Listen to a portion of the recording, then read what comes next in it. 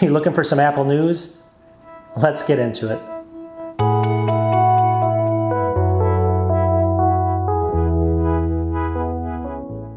All right, welcome back to my channel. And if you guys are new to my channel, definitely check out my backlog of a ton of Apple videos. But for people that are actually coming and watching me every week, I want to go ahead and create a new series here, which is going to be news for the week of, let's just say, each week I'll have one. This is for, obviously, July 12th, the week of July 12th, 2021. And I'm going to go ahead and kind of cherry pick some interesting stories about Apple mostly. But it could be about electronics in general, PCs sometimes, or maybe even gadgets. Mostly technology, but mostly Apple. So without, going into too much, I want to get the video started. What I'm going to do each week, and it won't replace my other videos of how-to videos and those kind of weird videos I like making, check out my backlog, but it'll just be something new where I go ahead and give you kind of 5 interesting stories. And then it basically lets people, know what's coming from Apple and maybe from other electronic companies out there. So I think people like this. I like watching these kind of videos and I like learning about them. So in the comments, let me know what you think. But let's get into the video. I'm just going to go through 5 or 6, every week stories, boom, boom, boom, boom, boom, and let you guys know what they are. And then let me know what you think at the end of the video. All right, so the first article, it's a little bit older article. It's from 9 to 5 Mac. Check them out. It's basically a poll that Apple did to say, what is the most favorite product Apple created? What users, what would they rate as the favorite product? So what do you think? Let's go ahead and check out the survey. If you scroll down, it's almost exactly what I would think here. They don't give how many votes there are, but number one would be the iPhone at about 44%. Then the Mac comes in. So these are the MacBooks and MacBook Pros, iMacs, you name it, about 19 or 20%. iPad is number 3. These are very close, obviously, but I kind of see it this way. Apple Watch is going to be number 4 at about 9.23%. The Apple AirPods is next. And then finally, the Apple TV. They need to really work on it as it's 1.8%. Let me know what you think. Is this kind of how you see it? If there's a poll being taken place, where would you fall in this? This is almost exactly what I would have guessed. All right, article number 2 is from Mac Rumors. Check them out, a great site. So Apple's MagSafe battery pack unlocks long-rumored feature for reverse charging. So in a nutshell, this is going to be for the iPhone 12 models. It has a unique feature that's long been rumored, but never introduced by Apple, but now it is, reverse wireless charging. So if you have a battery pack here, like you can see here on the iPhone, the iPhone can actually charge the battery pack reverse. So it's going to be reverse. There's one caveat to it right now. With the MagSafe battery pack, the iPhone has to be plugged in while charging feature to work. So you get that, but at least it's a step in the right direction.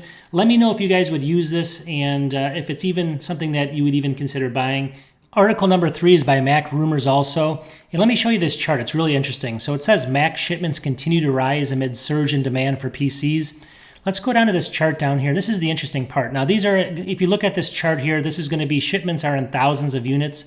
So just keep that in mind. These numbers are in thousands of units. So if we look at the number 1 company, it's going to be Lenovo, then HP, Dell, and then Apple at number 4. They're tied with Acer Group. And then the others round up the group of number, the 5th one. So if we look at this, let's go ahead and see the growth from 2020 to 2021 in the second quarter. Apple actually went up about 9.4% growth. You can see it right there.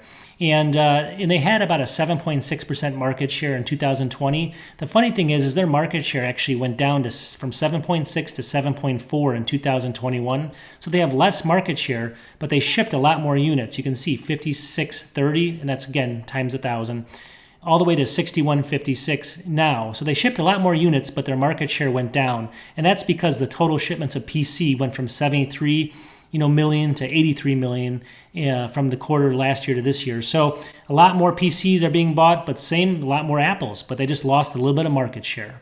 This next article is by Macworld. Check them out for sure. It says the next MacBook Pro is going to have a speedy UHS-2 card reader. That's super important, and that's going to be something we've all been waiting for. And it's going to have a backlit Touch ID. I'm not sure why we would even need that, but I guess it's going to be backlit.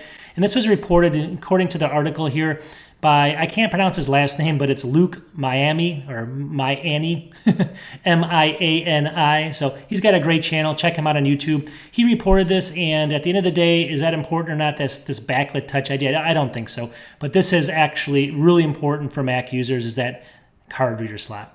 All right, this next one is according to AppleInsider.com. Check them out as well. Apple's M1 iPad Pro 12.9-inch drops to $999, lowest price ever, under $1,000.